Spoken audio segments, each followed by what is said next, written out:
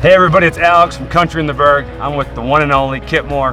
Kip, welcome back to Cedarburg, Wisconsin. Always good to be here. You know, this is your third time playing in 4 years, and you played some of the biggest festival stadiums. Can you just say, what is it about, not only maybe Cedarburg, but just small town events like this that make you come back? Well, I will say that I personally love this city, man. It's one of the most charming cities in the whole country.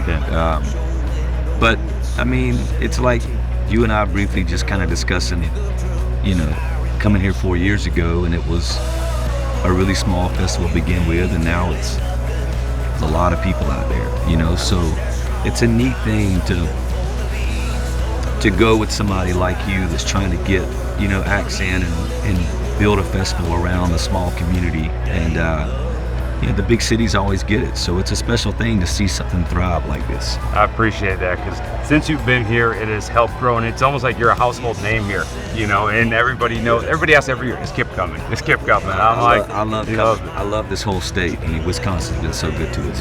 I got to talk about Damn Love, the album. It's amazing. I love the tracks on it. Where did a lot of inspiration come for that one? Because I know at different parts of your life, different albums come, and where did most of that come for Damn Love? Damn Love was written in a very different way than I've done in the past. I wrote so much of that record with no instruments, where normally I'm a very groove writer, but I was kind of hearing a lot of the bulk of the song with no instruments, and then I would just kind of sing the different parts and melodies that I could hear going on, and then I would call Jaron or Dan Couch or close friends of mine, and I'd be like, okay, well, I've got this piece of the puzzle right here, and there was a certain thing that was going on in my life at that time too. I think there was a recognition of some things that I was dealing with personally. And you hear that in music, and I was leaning into sounds that I've already been doing for a long time. Sure. You know, I had some people talking about, okay, he's going into some 80s directions. I'm like, man, just go listen to the records. There's been some of those influences for a long time, and I've always had rock and roll influences, but this record for me was the maturity of this record to me was a big leap from some of the other records. Other ones for that, yeah. Well, and what I love is that you have so many different styles of music, as you mentioned, as you've grown in this.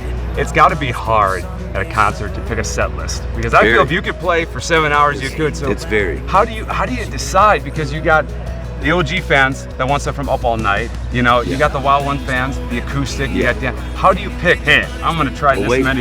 Wait till you see what I'm working on now. I'm working on 3 completely different projects. Come on. So it's tough, man. It's tough. A lot of times I'm kind of reading the crowd to see what records I feel like they're responding to the most.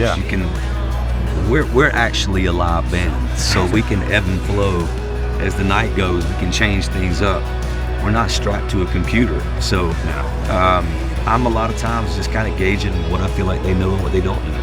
What is your favorite, going off the fan interaction, what's your favorite moment on stage? Is there a certain part to a certain show that you just enjoy the most, or look forward to? It kind of just goes and flows? It ebbs and flows with the night. I mean, you never know what a crowd's going to be responding to. I mean, the back half of our set, I definitely try to work a set to where it just keeps crescendo. Yep, going, And the back half of the set is usually, you know, it's usually a lot of fun. It's a lot of fun. Well, hey, I'm excited that you're back here, and I know you're a sports fan and into sports, and there's this thing, of course, you know, those dynasties, right? The New York Yankees, Chicago Bulls, you know, it's 3 out of 4, right? You've been here 3 out of 4 years, and I feel there are so many awards that you should have been nominated for, and just, you're so humble. You're such a true artist. This guy deserves so many things that he deserves. I will preach for you. Yeah, I appreciate And so it. what I wanted to do, we created the first ever Country in the Burg Dynasty Award for an artist that has stayed true to who he is and humble, has played in Cedarburg, Wisconsin,